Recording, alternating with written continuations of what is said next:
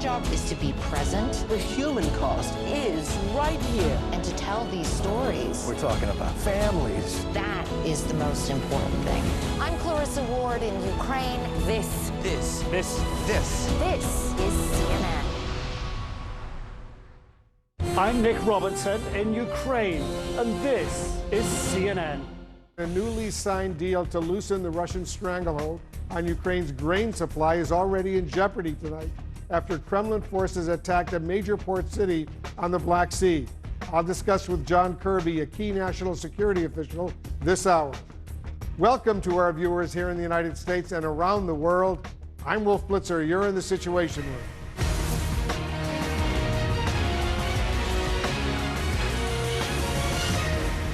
We begin our coverage this hour with the criminal probe into January 6th.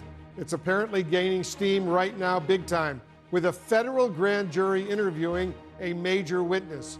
Our congressional correspondent Ryan Nobles is joining us from Capitol Hill right now. Ryan, as far as we know, former Pence Chief of Staff Mark Short is the highest profile witness to testify in the criminal investigation. What can you tell us? Yeah, that's exactly right, Wolf. Mark Short is among the people that has the most insight into what was happening, not just on January 6th, but in the time leading up to January 6th, and specifically the pressure campaign on his former boss, Vice President Mike Pence. And what this all shows is that that criminal investigation run by the Department of Justice is expanding.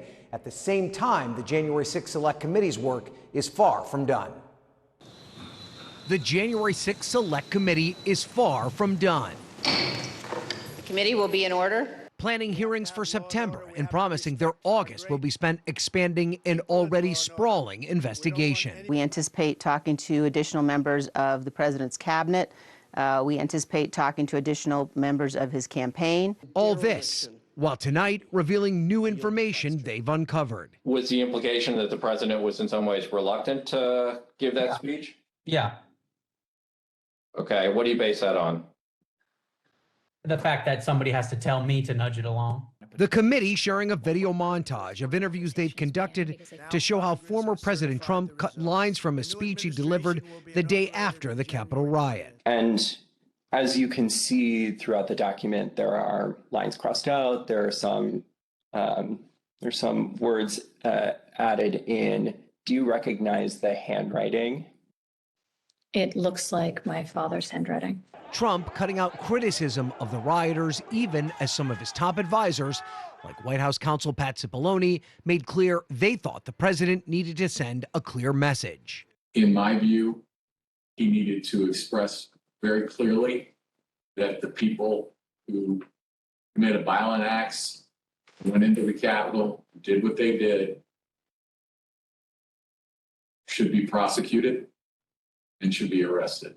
The committee is also trying to determine what members of the Secret Service were up to, especially after the Homeland Security Inspector General accused the agency of deleting text messages from January 5th and 6th. We've got new information that we're requesting and receiving as well from the Secret Service, and there's just a lot of questions still to be answered on that front. And the committee still wrestling with how to handle Ginny Thomas, the wife of Supreme Court Justice Clarence Thomas, who was in touch with Trump Chief of Staff Mark Meadows and conservative lawyer John Eastman, encouraging them to continue efforts to overturn the election. It's very important for us to speak with her, and as I said, I hope she will agree to do so voluntarily, but I'm sure we will contemplate a subpoena if she won't. Committee members making it clear they want the Department of Justice to act. I sure as hell hope they have a criminal investigation at this point into Donald Trump. Meanwhile, an investigation in Georgia is lurching forward.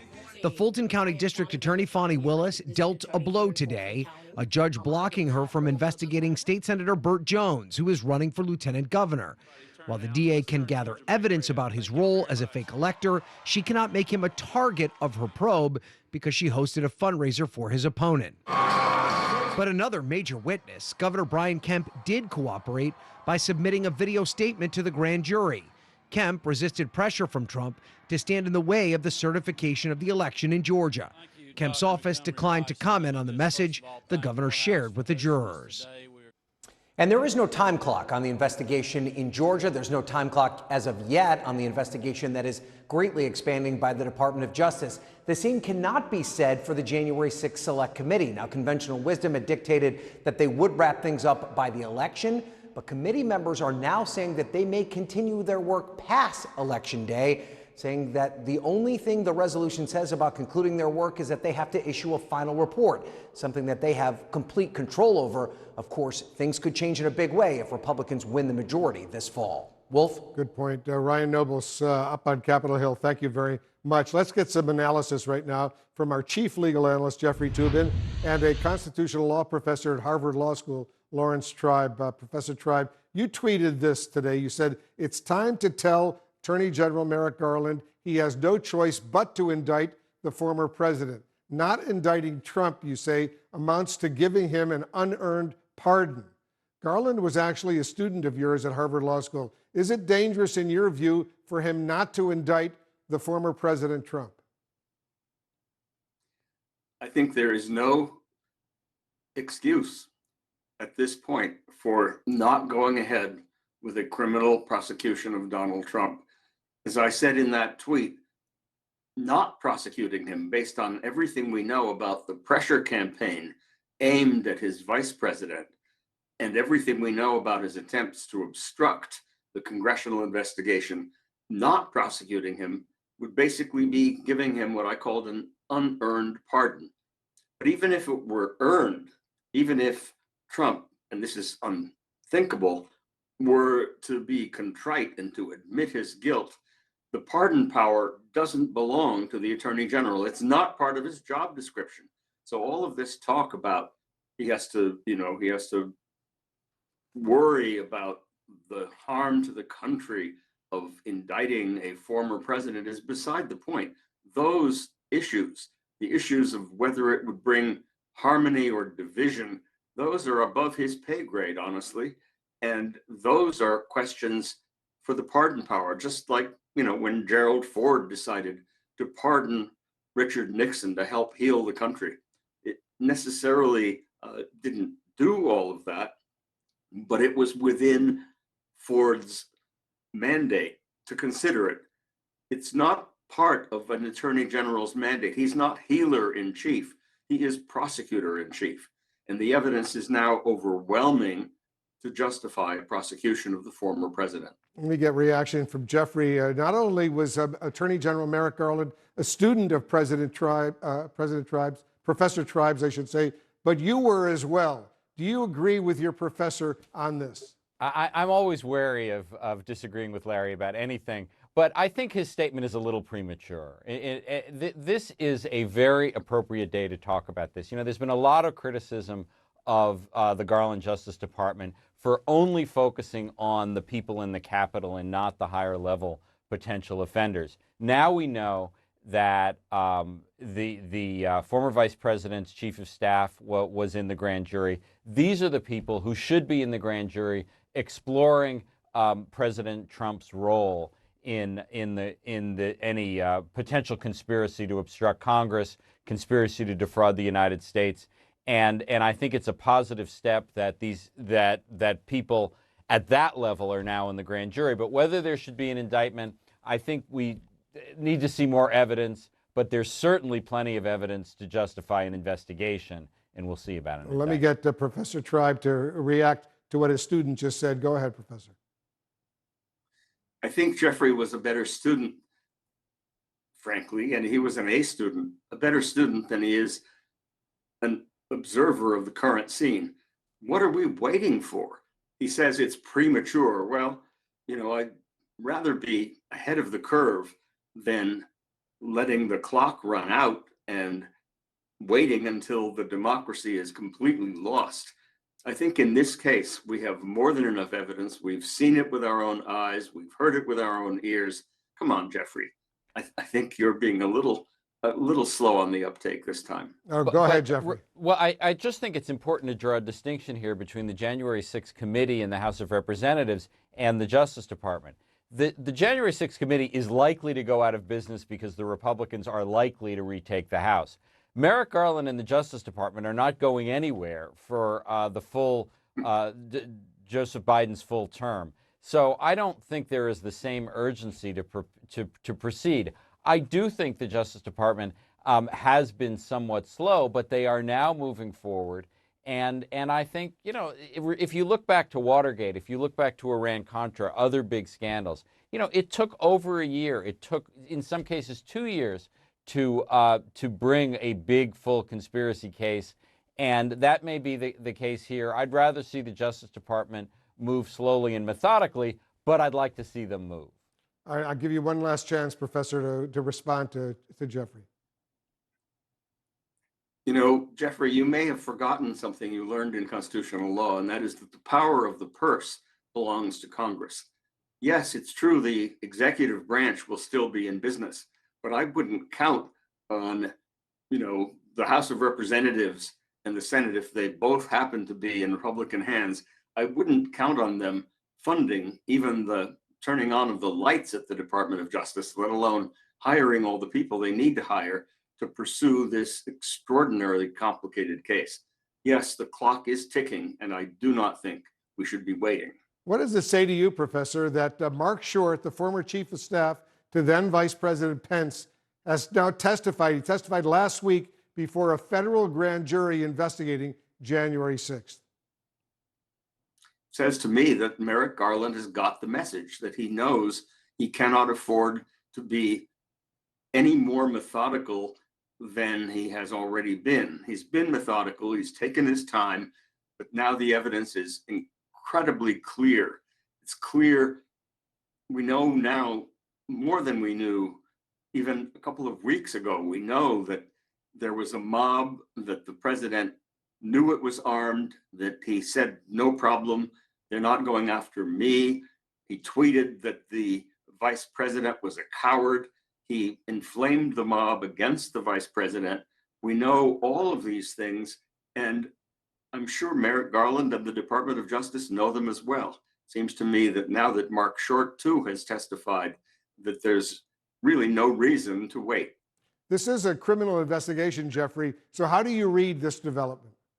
Well, it shows that this investigation is a lot broader than just about the people who went inside the Capitol. It's not just about the Oath Keepers. It's not just about, you know, the physical violence. This is also an investigation of whether there was corrupt pressure put on the vice president to try to betray his oath and interfere with the peaceful transfer of power. That's a very legitimate thing for this grand jury to be investigating. It is certainly the evidence that's been developed by the January 6th committee certainly suggests that this investigation should reach whether there was corrupt pressure put on the Justice Department. I'm just not ready to see an indictment just yet, but maybe that time will come. We shall see, guys. Thank you very, very much. Just ahead, how close is the United States economy right now to slipping into a recession?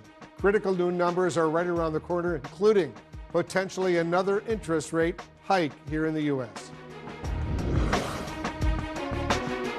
Tech for space. There's a space environmentalist living inside of everybody.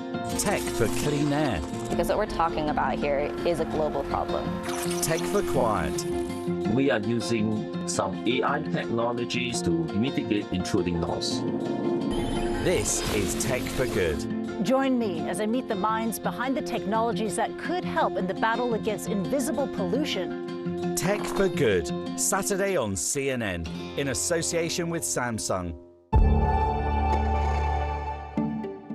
We decided a few years ago to set out on a journey which we call Enable a Fossil-Free Living within one generation.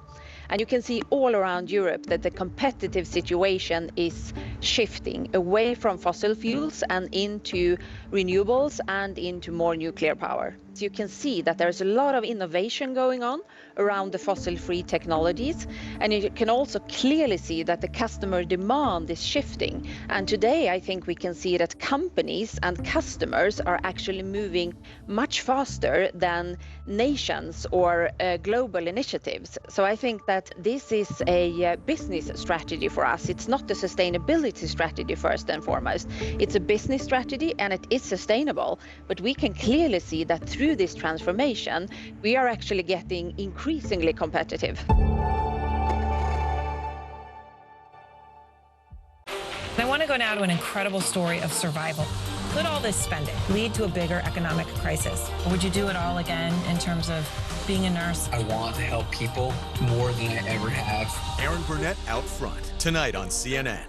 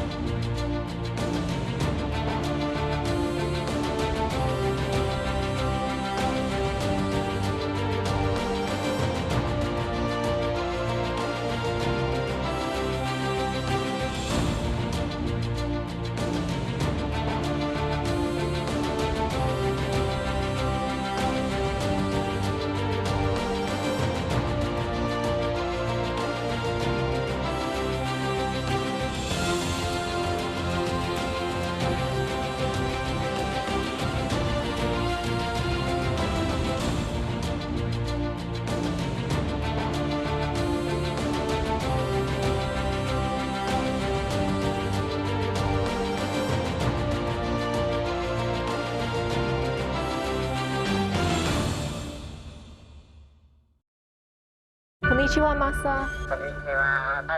Meet the leaders of business, sport, technology, culture, science. The world is adapting, creating, innovating. It's an opportunity for us to evolve forward. It's an extraordinary playground to invent, experiment. From every corner of the world. Right here in Japan. We call ourselves farmers and futurists. Learn how to build a better future. By protecting the giant panda, you're protecting the ecosystems for potentially millions of other species. Discover new places to explore.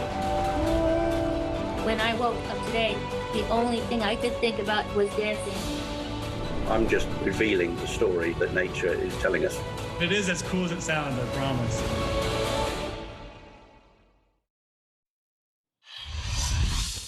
Inflation is up, interest rates are up, and this week we'll be seeing a new set of numbers that will give us a clearer indication of where the U.S. economy is heading, potentially including into a recession. Here's CNN White House correspondent MJ Lee. We're not going to be in a recession, in my view. A blockbuster week of U.S. economic data as the Biden White House is on recession watch. The administration closely monitoring several key indicators coming in the next few days that could offer important clues on the direction of the economy. My hope is we go from this rapid growth to steady growth. And so we'll see some coming down. But I don't think we're going to, God willing, I don't think we're going to see a recession. On Tuesday, the Consumer Confidence Index, an important measure of the public's economic outlook. On Wednesday, the Federal Reserve expected to announce yet another interest rate hike as the central bank tries to cool down the economy. And on Thursday, Q2 GDP numbers. The employment rate is still one of the lowest we've had in history. It's in the 3.6 area. We still find ourselves with people investing. President Biden and his top economic advisors attempting to highlight the strength of the U.S. labor market, including a low unemployment rate and robust pace of hiring. The spring and early summer. During that 3-month period, the economy created 1.2 million jobs. About 400,000 jobs a month. But record high inflation remaining a stubborn economic and political problem for President Biden, who last year incorrectly predicted that high prices would be a fleeting phenomenon. By the way, talk of inflation, the overwhelming consensus is going to pop up a little bit and then go back down. With the midterm elections less than 4 months away, public polls showing the majority of Americans unhappy with Biden's overall performance, including his handling of the economy and inflation. And according to a new CNN poll, 64% of Americans believe the U.S. is already in a recession. Other top U.S. officials also insisting that that is not the case. Certainly, in terms of the technical definition, it's not a recession. What a recession really means is a broad-based contraction in the economy. And even if that number is negative, we are not in a recession now. And Wolf, we did just get a health update from the president directly. He, of course, has been isolating ever since he tested positive for COVID. He told reporters that he got 2 full nights of good sleep, that his tests, his vitals, everything has been coming back normal, that what's left is his voice that is a little bit raspy and a bit of a sore throat. But he told reporters that he is feeling great. Now, remember, today is day 4 of isolation for the president. Of course, the CDC says you have to isolate for at least 5 days. So the president telling reporters that he hopes to be back at work in person by the end of the week. Wolf. We wish him a speedy recovery, of course. MJ Lee at the White House, thank you very much. Let's take a closer look at all of this. Joining us now, CNN's Matt Egan. Matt, if the U.S. does, in fact, go into a recession, how will that present itself in the everyday lives of Americans? Well, hopefully the United States can avoid a recession. I mean, many Americans are still recovering from the last downturn that began barely 2 years ago. Now, we don't know for certain if a recession is coming, but we do know it would be a painful experience for millions of Americans. A recession would likely mean a surge in layoffs that lifts unemployment off historic lows, pay cuts for workers, bankruptcies for small, medium, and large companies, and market chaos that shrinks our nest eggs. A recession could ease very high inflation, although there's no guarantee. I mean, the nightmare scenario would be a recession and high inflation, what's known as stagflation. Recession or not, it's clear that Americans are getting crushed by the high cost of living. And Wolf, this is forcing the Federal Reserve to take dramatic steps to try to get inflation back under control. Well, as far as that's concerned, in terms of this expected rate hike, maybe this week from the Federal Reserve, just how high should Americans be bracing for rates to go? Wolf, the Fed is clearly been late to the scene of this inflation fire. And so now they are trying to play catch up by aggressively raising interest rates designed to cool inflation off. They've been steadily increasing their pace of rate hikes in recent months.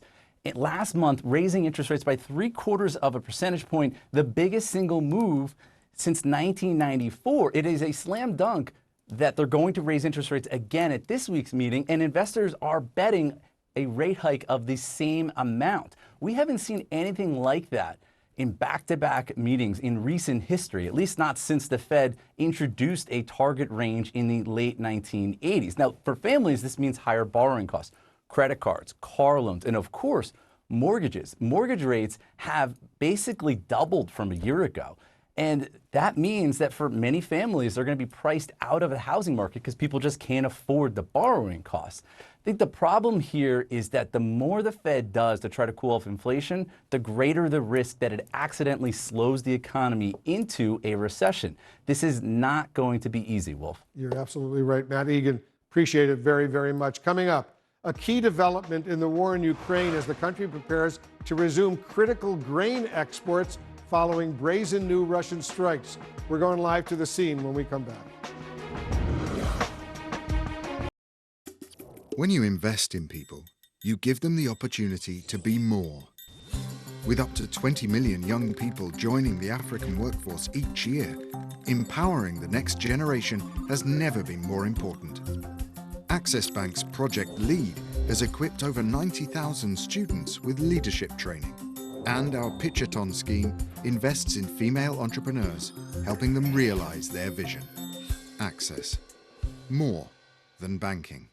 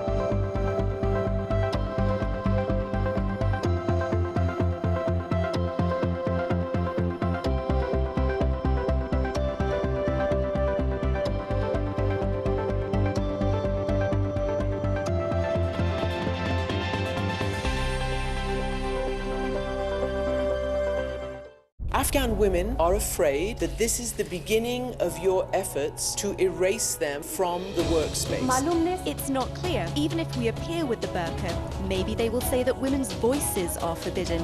Did you ever imagine that you would be prevented from going to school? Girls' education is fundamental to the dignity of Afghan life. Do you believe that young girls will be allowed to go to school here in Afghanistan?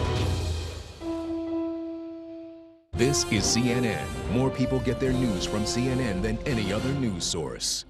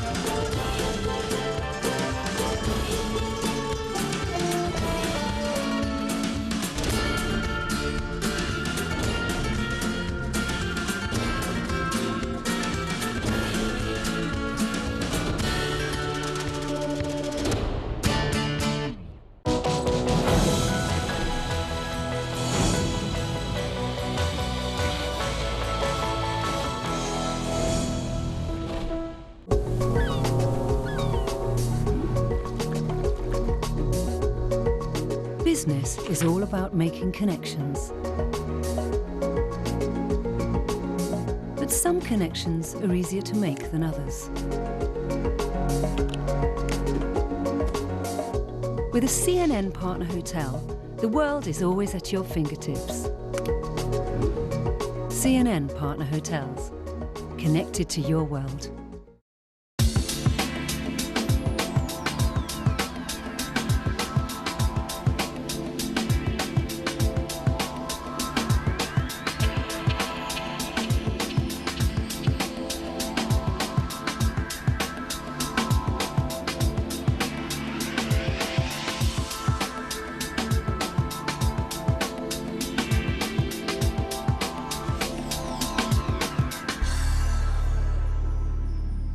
I'm Anna Stewart in the City of London, and this is CNN. A new deal to facilitate grain shipments out of Ukraine is now in serious jeopardy after Russian forces struck the key port city of Odessa. But Ukraine is vowing to keep the exports going despite the Russian attacks. CNN international diplomatic editor Nick Robertson has the latest from Kyiv. Despite Russia's missile strikes in Odessa Saturday, Ukraine's officials are vowing to push ahead with the UN deal to get grain from their ports to the world's needy. I hope that during upcoming days we will start delivering grain from our seaports in Odessa. But Russian missiles aren't the only obstacle creating uncertainty about Russia's commitment. Russia's foreign minister asserting nothing in the deal prevents them hitting military targets in Odessa, and misinformation too, claiming rights for Russian ships not in the agreement. In the open sea, Russia, Turkey, together with another participant which is to be determined, accompany the convoys to the Straits. So we won't allow to do this. Our territorial waters and our seaports, only Ukraine and Ukrainian Navy will be there. So no Russian ships escorting the convoys anywhere along the convoy? Ships at all in this process. Ukraine's plan B, to export grain by train, truck and river, is still in play. But like the UN deal, this too is beset by uncertainty. Train cars full of grain have been shelled by Russia and tracks blown up. We are again doing our best. We are trying to export more through our Danube ports with the help of our railway, Ukrainian Railways Company, and by trucks. If the UN deal to export grain from the ports can hold, Ukrainian officials estimate the value to their beleaguered nation could be a much-needed $1 billion a month. And what we've heard from President Zelensky this evening, he too, like his officials, absolutely committed to getting this deal done. Indeed, Ukraine has already sent officials to Istanbul to be part of the joint centre that is going to monitor this deal. That's important. It's going to have Ukrainians, Russians, the UN and Turkish on board. But the real wild card is, how will Russia play its hand? And this is something Ukraine can't predict and it can't control. Wolf? Yeah, good point. CNN's Nick Robertson on the scene for us in Kyiv. Thank you very much. So let's discuss with John Kirby, the National Security Council Coordinator for Strategic Communications. John, thanks for joining us. As you heard and as you know, Russia struck Odessa, the port city, just a day after signing this deal. But the Russian Foreign Minister Sergei Lavrov claims this didn't break any of Russia's commitments. How do you respond to him? It's pretty disconcerting to see not only the strikes less than 24 hours after signing this deal, but then the Russian sort of cavalier attitude about this. These strikes actually did hit the port of Odessa, and we have some indications that they certainly got close to some grain terminals. Whether they damaged those grain terminals or not, we haven't seen exact battle damage assessment, but it sure flies in the face of what they say is their commitment to be good faith participants in this arrangement to get grain out. So we're going to be watching this very, very closely. Unfortunately, Wolf, we've seen this out of the Russians before. You can go back even into the war in Syria, where they were hitting humanitarian aid shipments that were meant for Syrian citizens and Syrian refugees. So this is just something, unfortunately, we've seen out of their playbook, and hopefully this won't happen again, and that they will actually participate in good faith in Istanbul. Let's hope that happens. So many millions of people around the world need those grains in order to survive, to eat. Ukraine is about to get, John, 4 more HIMARS, these high mobility artillery rocket systems from the United States. But there are concerns that Russia is adopting. Ukraine wants more HIMARS and wants missiles with a much greater range. Is that on the table? Well, we are in talks with the Ukrainians literally every day, Wolf, about their capabilities. And so I wouldn't at this point tell you what's on or off. What I can tell you is that we are continuing to explore with the Ukrainians in near real time what their capabilities are and trying to get them those capabilities as fast as we can. You're right, another 4 HIMARS. These HIMARS are being used very, very effectively by the Ukrainians in the field. They do give the Ukrainians standoff range. It gives them a chance to hit deeper behind Russian lines, and we know it's having an effect on Russian operations in the Donbass and in the south, which is why we're going to continue to contribute these systems as much as we can. I would also note that other nations are also providing these high mobility advanced rocket systems, artillery rocket systems. The UK has, Germany has, so that's a good sign. It's not just the United States. While I have you, John, I also want to ask you about House Speaker Nancy Pelosi's possible trip to Taiwan. President Biden has said the Pentagon thinks this isn't a good idea. Will President Biden tell her directly to call off this trip? I won't speak to private conversations between the president and the Speaker of the House. The Speaker makes her own travel plans. She makes her own decisions. We respect that. Our job at the National Security Council and inside the national security establishment is to make sure that as she goes through that decision-making process, she has all the facts, all the context, the information that she needs, both from a security perspective and from a geopolitical perspective. And we're doing that. And so I'll leave it to her to decide whether she's going to make a trip or not. But what I can tell you is that we're making sure she has all the information relevant to her. Well, let me ask you, yes or no, is it safe for the Speaker, Nancy Pelosi, who's second in line in the presidential succession, to travel to Taiwan? I won't get into specific intelligence assessments here. Wherever she goes, there obviously has to be an appropriate security footprint, no matter where she goes overseas, and that's part of the advice and counsel that we provide her and her team. We will do when she travels, if she travels, we'll certainly do everything we can to make sure that she can do so safely and securely. John Kirby, as usual, thanks so much for joining us. My pleasure. Just ahead, former President Trump returns to Washington, just as his rivalry with his former vice president is heating up big time. I'm Patrick Ottman in Havana, Cuba, and this is CNN. He's interviewed 5 U.S. presidents, authored 7 books, and has an independent voice that resonates. What happened to when we were united against a common enemy? He's raw, unique, and one of America's most important talk show hosts. Watch Smirconish, Saturday on CNN.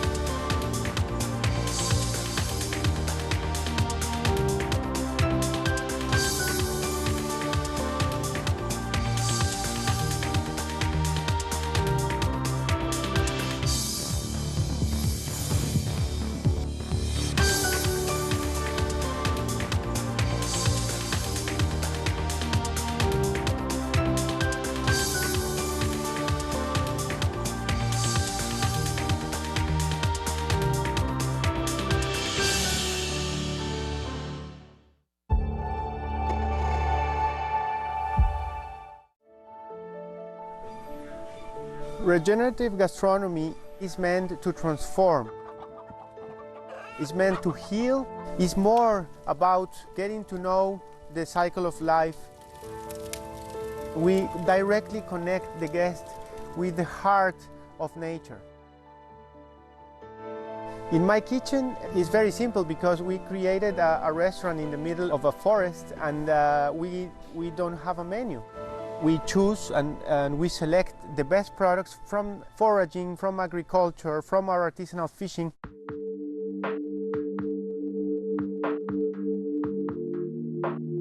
The world is going after 20 types of crops, but there are 8,000 types of edible plants in the world.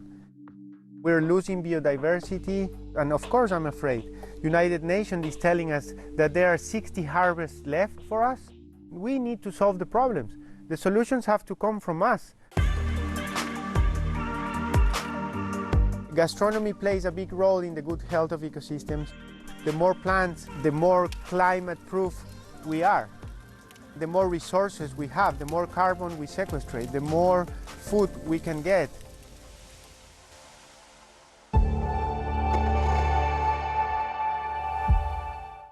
Connect the world with Becky Anderson. It all starts here. Changing, fighting, creating, connecting. That's why we're here. We live here, we work here, we're from here, and we'll go wherever the story takes us. I'm Becky Anderson in Tehran. We are in Jerusalem. Real news that shapes our world. Exploring not just what's going on, but why. I just want to press you on one further point. Getting perspective on this region from this region. Places that many of us know, but few of us get to see. Observing countries on the move, still rooted in tradition. It all starts here, and that's why we're here, bringing you the world from our Middle Eastern hub. Connect the world with Becky Anderson, today on CNN. There is nowhere in Lysychansk that's safe. Let me show you what this scene looks like. It's absolutely obliterated. The force of that blast blowing out windows. President Putin has been sending this message. He can hit this country anywhere, anytime. Farmers are still working, even with the threat of Russian artillery that can land here. Ukraine's message, please send more weapons.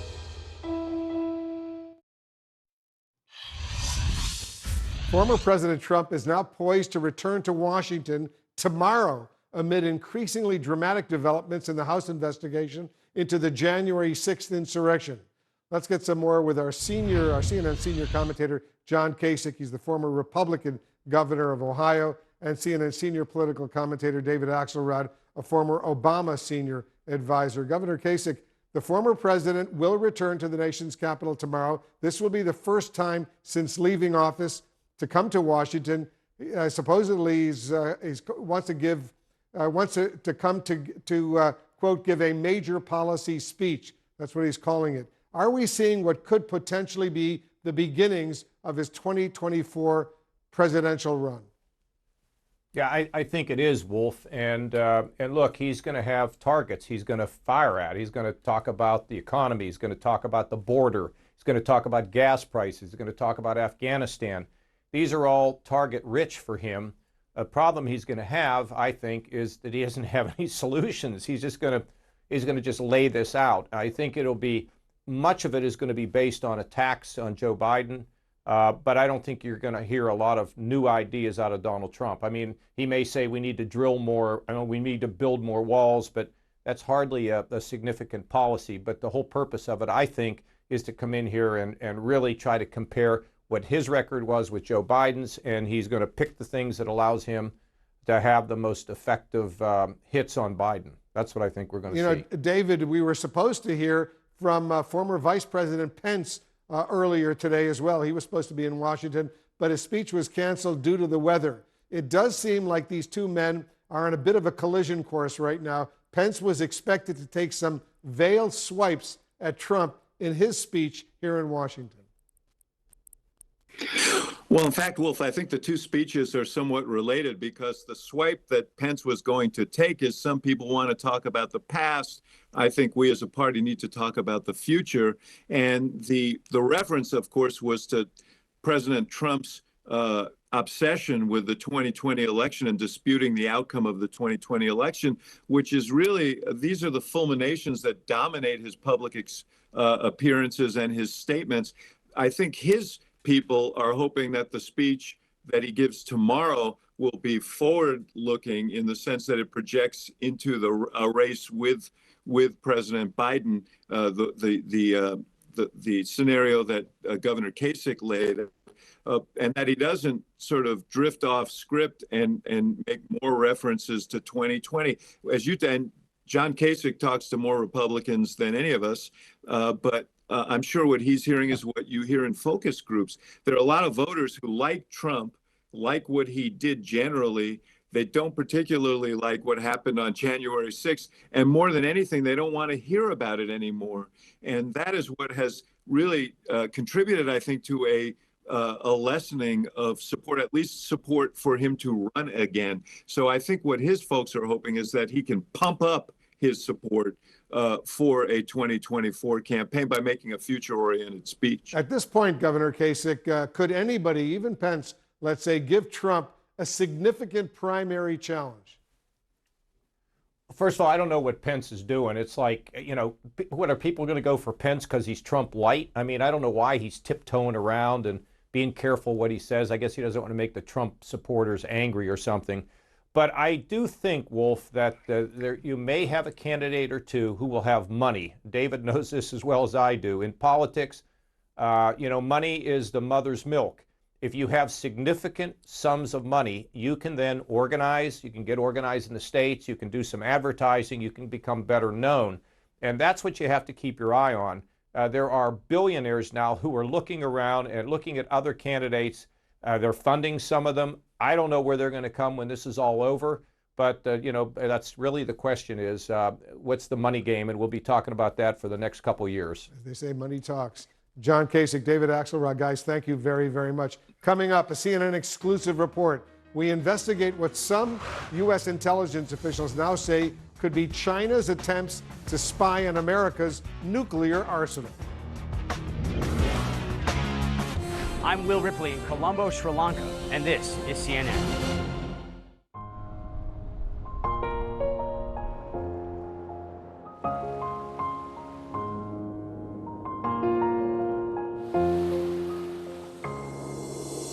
We share this place, we all belong.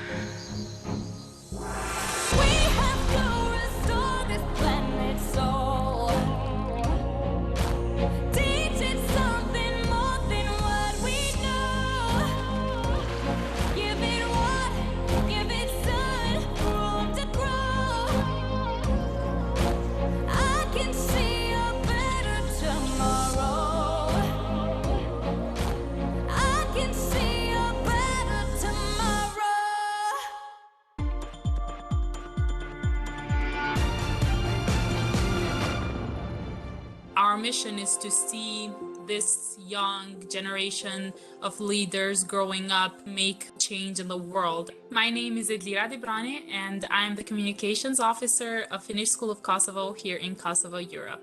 We created a wall of freedom, which is still in our halls. We organized a bake sale where we collected over 500 euros, which are going to be donated to an organization against domestic violence. I would say the one that we are most proud of is the Set in Stone Garden. For over a month, each student gathered rocks. We took these rocks, we wrote down our vows and pledges to end modern-day slavery, and then we took all those rocks outside in the middle of our schoolyard, and we spelled out My Freedom Day. So we had this really cool shot where everybody was shouting out My Freedom Day, sort of like a symbolic way to say that our pledges are actually set in stone and they will remain there forever.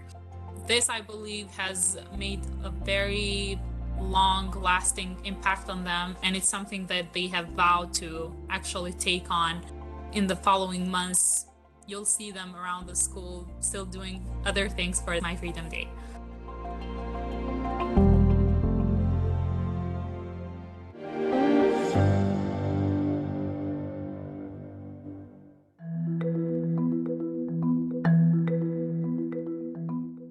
So what's happened since the last time we were here in person in Bank of America and colleague companies is the private sector has taken the field with force. So net zero commitments by companies in their supply chains, net zero commitments in how they run their operations, causes a series of activities that creates purchase power, creates business models, creates that. So the private sector from COP20, before COP26 through COP26 now, have committed these net zeros. You can't change that. Will oil prices go up and down between now and 2050? My guess is it'll go up and down a lot here and there. But you can't change this basic commitment by these companies. I believe there's a transition project. I believe it has to be just transition. I believe the oil companies have to change. I believe the new energy companies have to change. Everybody has to work together. So it's a business thing that we can solve.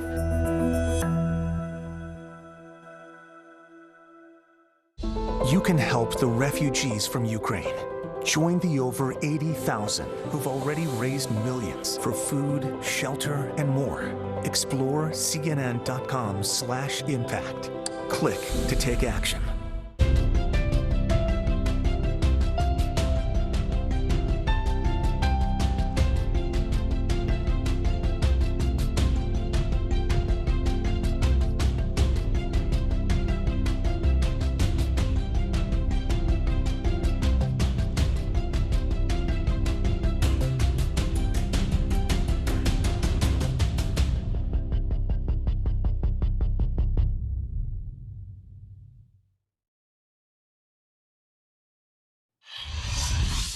We're back with CNN exclusive reporting this hour about an alarming FBI investigation into potential Chinese espionage on U.S. soil. Intelligence officials have determined that Chinese-made tech equipment installed across the country could disrupt sensitive American military communications, including information about the U.S. nuclear arsenal. CNN's Brian Todd is working the story for us. Brian, what exactly is this equipment capable of doing? Wolf, one cybersecurity expert says the Chinese could use this equipment to block or scramble important phone calls by U.S. military officials regarding the readiness or the use of nuclear weapons.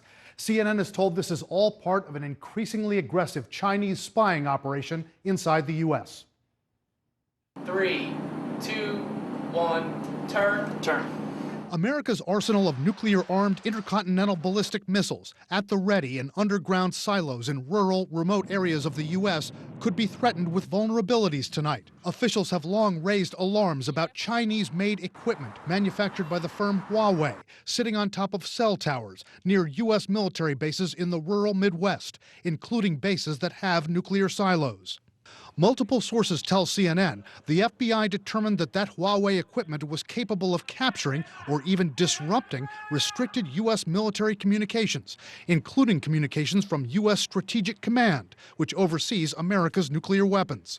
So it could allow China to, for example, collect the communications of military officials who are moving around and in between these various different installations. CNN intelligence reporter Katie Bowe-Lillis has a new report on a multi-year investigation by U.S. officials into China's ramped-up espionage operations inside the U.S. She says it's not clear if the U.S. intelligence community has found whether any sensitive data was actually intercepted and sent back to China from those cell towers where Huawei equipment is used. Experts say even though American nuclear bases use encrypted communications, ICBMs are supposed to be pretty hard. That might not be easy to do, but that doesn't mean our opponents won't try and figure out if they can do it. But China's alleged spying aspirations don't end there. According to multiple sources familiar with the matter, in 2017, the Chinese government offered to spend $100 million to build an elaborate Chinese garden at the National Arboretum in Washington, a project that would have included temples, pavilions, and a 70-foot pagoda. But when U.S. counterintelligence officials began digging, CNN sources say, they found that pagoda would have been strategically placed inside the Arboretum's grounds on one of the highest points in the city, just 2 miles from the U.S. Capitol. So the concern for counterintelligence officials was that China was going to be able to use this friendship garden, this pagoda, as a prime platform for signals intelligence. U.S. officials quietly killed that Chinese project at the Arboretum before it got started. As for that Chinese equipment sitting on the cell towers, Katie Bo-Lillis reports that in 2019, after the FBI briefed the White House on their existence, the Federal Communications Commission ordered the American companies that were using that equipment to remove it from the cell towers. But not enough money was allocated by Congress to reimburse the companies for that. That equipment is still sitting there and still in use.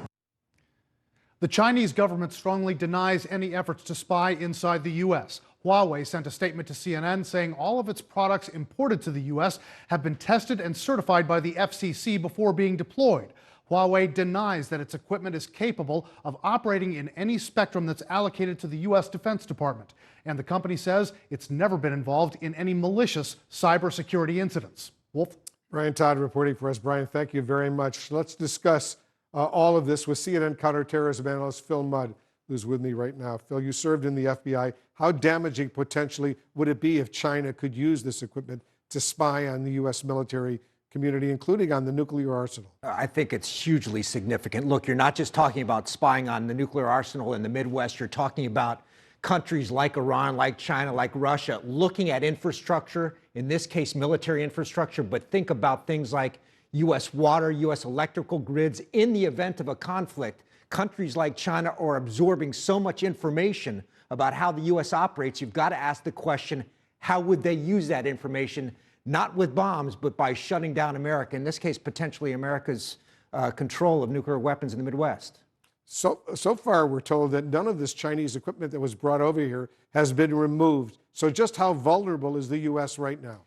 I think if you step back and say, look, we don't see any information that they're intercepting direct communications about nuclear activity, too simple an answer. If you're an intelligence professional, you want to know subtler things. For example, when there's a training exercise in the Midwest of these facilities, does the communication change? You don't actually have to intercept a phone call. You can just see communications patterns changing. So as long as this stuff stays up and the Chinese government can tell Huawei what to do, they can learn a lot, Wolf. They certainly can. All right, thanks very much, Phil Mudd, helping us appreciate the enormity of what's going on. We'll have more news just ahead. Firefighters are battling an aggressive blaze outside Yosemite National Park. We'll go there live when we come back. Tech for space. There's a space environmentalist living inside of everybody. Tech for clean air. Because what we're talking about here is a global problem. Tech for quiet. We are using some AI technologies to mitigate intruding noise. This is Tech for Good. Join me as I meet the minds behind the technologies that could help in the battle against invisible pollution. Tech for Good, Saturday on CNN, in association with Samsung. Business never sleeps. As the sun sets in Seoul and Shanghai, deals are signed in Dubai, and Europe is already in play. New York prepares to make its first move. I'm Julia Chatterley, journalist, global market analyst, and host of CNN's First Move. Join me in the financial capital of the world for a market-moving perspective on the news influencing global politics, culture, and finance. I'll speak to newsmakers, risk takers, and the ultimate game changers. Bold moves, big deals, winning trades. It's all right here. Make CNN your first move. First Move with Julia Chatterley. Today on CNN.